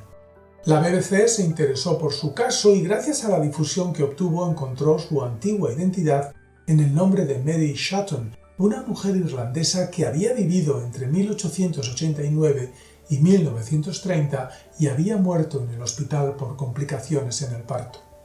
Jenny pudo reconstruir su historia y reunir a 6 de los 8 hijos que había tenido siendo Mary. Cuando compartieron sus recuerdos, los hijos confirmaron que los relatos de la infancia que Jenny les contaba coincidían con lo que ellos habían vivido. Aunque tenían 40 o 50 años más que ella, terminaron aceptando y sintiendo que su antigua madre estaba de nuevo con ellos. Las investigaciones de carácter científico sobre este tema comienzan a arrojar datos muy reveladores. El psiquiatra infantil norteamericano Jim Tucker ha estudiado más de 2.700 casos de niños que afirman haber vivido en un tiempo pasado. Al parecer comienzan a hablar entre los 2 y los 3 años y finalizan entre los 5 y los 6. Sus relatos son del todo espontáneos y muy específicos. Aunque no pudieron recabar la información por ningún medio físico, lo cierto es que siempre concuerda con lo sucedido en el pasado. El bioquímico y psiquiatra canadiense Ian Stevenson ha estudiado más de 3.000 casos de reencarnaciones en niños de entre 2 y 7 años. También confirma la exactitud de los datos revelados. Entre otras cosas, observó que en el 75% de los casos, lo que deja una impronta en el alma es la experiencia de una muerte traumática. Estos dramas se reflejan en algún tipo de fobia o incluso en marcas de nacimiento o deformaciones congénitas. Si, por ejemplo, la persona había muerto en un accidente aeronáutico, el niño era incapaz de soportar el sonido de un avión. Por su parte, la escritora y terapeuta norteamericana Carol Bowman ha constatado el siguiente hecho. Tomar conciencia de conflictos emocionales de otras vidas puede servir para sanar enfermedades físicas. Igualmente ha detectado patrones de comportamiento en niños que revelan sucesos de vidas pasadas. Por ejemplo, todos hablan de cuando eran mayores e imprimen a su tono de voz una seriedad y un realismo que descartan la posibilidad de que estén jugando. También constató que sus relatos son consistentes, dado que se repiten en periodos de tiempo que pueden durar meses o incluso años. La escritora norteamericana Carey Williamson dice que nuestra vida actual es un crisol de todas las experiencias por las que hemos pasado. Digamos que nuestros gustos, inclinaciones y habilidades son el resultado de ese bagaje. Un buen ejemplo de ello lo encontramos en los niños que acuden a los programas destinados a descubrir talentos. Amira Willy Hagen es una niña neerlandesa que con 9 años interpretaba ópera como si fuera una profesional y a la que nadie había enseñado a cantar. A veces estas audiciones son tan conmovedoras que incluso los miembros del jurado se refieren a los intérpretes como almas antiguas. Lo cierto es que existen muchas evidencias de personas que recuerdan otras vidas y hay técnicas específicas de regresión que nos permiten conectar con ellas. En su libro Muchas vidas, muchos maestros, el psiquiatra norteamericano Brian Weiss relata cómo una de sus pacientes recordó varias de sus vidas pasadas bajo los efectos de la hipnosis. A partir de entonces, sus síntomas desaparecieron y ella se curó por completo. Este extraordinario médico se graduó en la Universidad de Columbia en 1966 con todos los honores, prosiguió sus estudios en la Universidad de Yale, alcanzó renombre nacional como experto en psiquiatría biológica y abuso de drogas y terminó siendo el jefe de psiquiatría del Gran Hospital de Miami. Como él mismo dice, antes de aplicar la terapia regresiva, desconfiaba de todo lo que no pudiera demostrarse científicamente. Su mente estaba adiestrada para pensar en los más estrechos márgenes del conservadurismo profesional. En otras palabras, no había ninguna razón que le condujera a proponer un método de curación nada ortodoxo y basado en la reencarnación de las almas. Resumen de enseñanzas. Creer o no creer en la reencarnación no es importante ni tampoco un requisito imprescindible para el cultivo y el crecimiento espiritual o personal. Lo que cuenta es lo que seamos capaces de experimentar y lo que hagamos después con el resultado de nuestra experiencia. Serían las 7 de la mañana. Me encontraba en la sala de retiro de mi hogar. Llevaba media hora meditando cuando escuché la voz de un guía que me dijo: «Déjate llevar por la energía». Al principio no sabía a qué se refería. Permanecí inmóvil y en silencio y algo dentro de mí comenzó a movilizarse. De repente me vi impulsado por una espiral de fuerza y comencé a viajar en el tiempo. Al cabo de unos segundos aparecí vestido con ropas de otra época. Dejé que la energía siguiera su curso y frente a mí se dibujó la siguiente historia. En el siglo XVII, la fecha es aproximada, yo trabajaba como administrador de un acaudalado señor. Me vi sentado ante una mesa de madera con varios libros de contabilidad y una caja en la que guardaba dinero. De vez en cuando falseaba las cuentas y me quedaba con algunas monedas. Un buen día me descubrieron y me encerraron en la cárcel. Me vi postrado en una celda oscura y pensé en lo trágico de aquella situación. Entonces volví a escuchar la voz del guía que me dijo: «Vuelve hacia atrás y modifica el curso de la historia». Recapitulé el acontecimiento y en lugar de robarle dinero a mi señor, me imaginé administrándolo con justicia y sabiduría. A partir de ese momento, construí una nueva fábula en la que era valorado y alcanzaba mucho prestigio en la sociedad de la época. Me quedé fascinado por la experiencia y durante cerca de 3 meses estuve haciendo regresiones a otras vidas. Me sentaba a meditar y en un momento de la sesión aparecía un vórtice de energía que me trasladaba en el tiempo. Las situaciones que reviví fueron de lo más variopinto. Experimenté haber sido un monje budista rebelde que era expulsado del monasterio, un jugador empedernido que arruinaba a su familia y terminaba alcoholizado, un sacerdote egipcio que era asesinado por no querer compartir el conocimiento sagrado, un niño que era abandonado por su madre en un convento. El caso es que en todas las historias se me daba la oportunidad de modificar el curso de los acontecimientos. La terapia transpersonal contempla la posibilidad de revivir una experiencia dramática de otra vida y liberar el dolor contenido en el trauma. Sin embargo, lo que yo hacía era cambiar los hechos y darles un giro positivo. Ya no había que disolver el karma, pues este sencillamente nunca llegaba a producirse. Más tarde, supe que un terapeuta holandés, Gerrit Hielen, trabajaba con un método parecido. A medida que profundicé en esta técnica me di cuenta de varias cosas. Por un lado, los conflictos pasados se experimentan en presente y están separados de nuestra vida física por una débil membrana. Esto se debe a que la energía del trauma permanece en el aura, en la dimensión astral, y convive con nosotros. Al modificar algún acontecimiento, se puede sentir como un trasvase de energía que procede de otra dimensión de realidad, algo así como una suave brisa o una cálida llovizna. Otro de los efectos más evidentes es que la percepción sobre las relaciones también se altera. Muchas personas con las que nos relacionamos en la actualidad están involucradas en incidentes o eventos pasados. Al modificar estos, es natural que la relación que mantenemos con ellas cambie. Como toda técnica sanadora, si la usas en exceso termina convirtiéndose en un mecanismo de defensa y deja de tener valor terapéutico. En la actualidad, la conciencia de vidas pasadas se ha convertido en un aspecto más de mi experiencia evolutiva. Muchas personas tienen impresiones o viven situaciones que no se corresponden con su vida actual. Lo que sucede es que no saben interpretarlas y no las pueden utilizar en su beneficio. La sensación de conocer a alguien a quien ves por primera vez, de haber estado ya en un lugar o de haber vivido algo antes es un buen ejemplo. Sea como fuere, lo que realmente importa saber es que estamos capacitados para entrar en un acontecimiento pasado de carácter dramático, ya sea de otra vida o de la infancia, y con ayuda de la imaginación, desbloquear la energía del trauma y eliminar el karma. En estos momentos hay un gran potencial de actualización de vidas pasadas.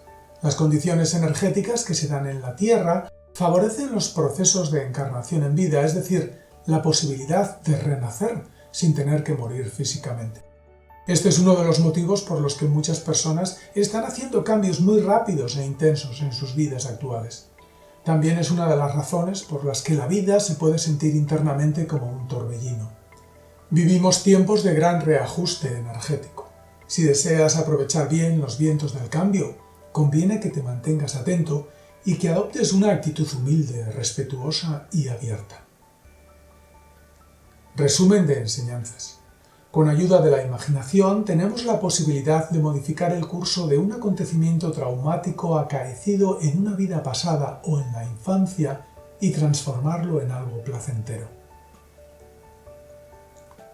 La evolución del alma a la luz de la historia.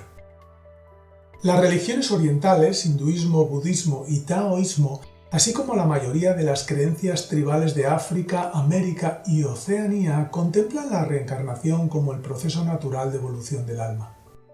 En Occidente, el filósofo y matemático griego Pitágoras creía en ella y afirmaba haber vivido numerosas vidas. Sus ideas sobre la evolución del alma fueron divulgadas por dos de los más grandes filósofos griegos, Sócrates y Platón. La religión cristiana actual y el Islam no la admiten. La idea de un Dios omnipotente, que crea un alma a su imagen y semejanza, se contradice con la posibilidad de que ésta pueda evolucionar por su cuenta. Además, la creencia en un juicio final no es compatible con la autonomía que la reencarnación le presupone al alma. No obstante, los antiguos cristianos sí creían en este principio. En Orígenes 185-254 se dice: «La educación de las almas continúa en mundos sucesivos».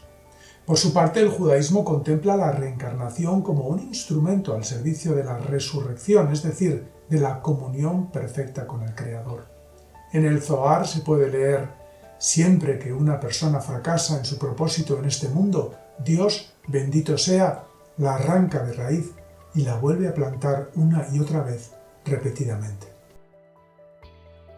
En el cristianismo, la idea de que el alma se perfecciona a lo largo de sucesivas vidas forma parte de su doctrina original. Al parecer, Pablo de Tarso, conocido como el apóstol San Pablo, ya mencionaba en sus epístolas la idea de que las almas existen antes de encarnarse en un cuerpo. El Señor amó a uno y odió al otro, refiriéndose a Jacob y Esaú, antes de que éstos nacieran. Por su parte, el sabio y teólogo Orígenes de Alejandría, considerado junto a San Agustín y Santo Tomás uno de los pilares de la teología cristiana, creía en la preexistencia del alma, en que ésta entra en el cuerpo de acuerdo con los méritos o deméritos obtenidos por acciones previas y en su continuidad más allá de la muerte. Por lo tanto, a la hora de explicar el misterio de la vida y su evolución, se aceptaba la idea de que el ser humano podía evolucionar a través de múltiples existencias. En el año 325 d.C., el emperador romano Constantino I, que una década antes, a través del Edicto de Milán, había legitimado el cristianismo y lo había puesto en igualdad de condiciones con respecto a otras religiones, consciente de las enormes divisiones que había entre los cristianos y de su creciente importancia, convocó el Concilio de Nicea y les ofreció su apoyo. A cambio, ellos tenían que resolver sus diferencias y unificar sus creencias. A partir de aquí, la Iglesia Católica Romana sufrió una profunda transformación, pues se estableció bajo la tutela del imperio y heredó de éste su pompa y parte de su sistema jerárquico de organización. Además, se corrigieron los textos bíblicos y se creó el primer derecho canónico, responsable de regular jurídicamente la Iglesia. Entre otras cosas, se decidió que la reencarnación fuera suprimida y en su lugar se optó por una sola existencia en la que los mortales debían ganarse el cielo o condenarse al infierno para la eternidad. La idea de múltiples vidas implicaba que había muchas oportunidades para lograr la salvación, y esto podía desestabilizar el orden establecido. Los poderes de la Iglesia pensaron que si las personas creían en una sola vida, sentirían miedo de transgredir las normas y las creencias impuestas por el clero. De esta forma, podrían exigirles el cumplimiento de los rituales y deberes que aseguran su salvación definitiva. Posteriormente, en el año 553 d.C., el emperador romano Justiniano y su mujer Teodora convocaron el Segundo Concilio de Constantinopla y la reencarnación fue declarada herejía. En este concilio se dice textualmente: «Todo aquel que sostenga la mítica idea de la preexistencia del alma y la maravillosa opinión de su regreso será anatemizado. Si alguien dice o piensa que las almas de los hombres preexisten y que han sido anteriormente espíritus y virtudes, y que han sido enviadas en cuerpos como castigo, que sea declarado anatema. Al igual que pasó con Constantino y el Concilio de Nicea, se pretendía someter al cristianismo al poder hegemónico de Roma y para ello se corrigieron los textos de la Biblia, sobre todo los del Nuevo Testamento. A partir de ahí nació el dogma, es decir, la imposición arbitraria de un credo absoluto e indiscutible, revelado por Dios, y se estableció que todo lo que fuera en contra de él sería perseguido y aniquilado. Por paradójico que parezca, la religión cristiana niega la reencarnación por una decisión política, obra de un emperador que, si bien simuló haberse convertido al cristianismo, fue pagano toda su vida. En algunas sociedades orientales, como por ejemplo la India, la reencarnación es utilizada como instrumento de control social. El deseo de progresar a través de lo material o del estatus es anulado en favor de un sistema de castas sagrado, pues emana del mismo cuerpo del dios Brahma e inamovible. En el transcurso de una vida, nadie puede aspirar a cambiar de casta y la única forma de progresar es a través de sucesivas reencarnaciones. En otras, como la budista, al menos en la tradición Kadampa, este principio se utiliza como un elemento de juicio para potenciar el desarrollo de las virtudes personales. Esta filosofía no niega lo material ni tampoco los placeres sensoriales, pero advierte de lo dañino que puede resultar apegarse a ellos. Si basamos nuestra felicidad en aspectos externos, la conducta puede verse influida por perturbaciones mentales como la codicia, el odio, el rencor, etc. Las semillas que planta una mente perturbada a lo largo de la vida pueden madurar en el momento de la muerte. Si la persona muere con una base emocional negativa, el alma no puede ir hacia el plano de la esencia y es arrastrada hacia un bajo astral. Al situarse en un plano vibratorio denso, sufrirá de forma considerable y su próxima encarnación no será favorable. Los budistas nos informan de lo importante que es aprovechar esta vida para cultivar las virtudes o los brillos del alma. De acuerdo con su filosofía, el hecho de cometer los mismos errores vida tras vida nos mantiene en la rueda del samsara, el ciclo de vida, muerte y encarnación, y nos impide liberarnos del karma y alcanzar la iluminación. En estos momentos, el número de personas que buscan respuestas de orden espiritual a sus necesidades y problemas está aumentando de forma progresiva. Por otro lado, debido al cambio de energía que está experimentando la Tierra, cada vez serán más los que vivan su multidimensionalidad de forma natural.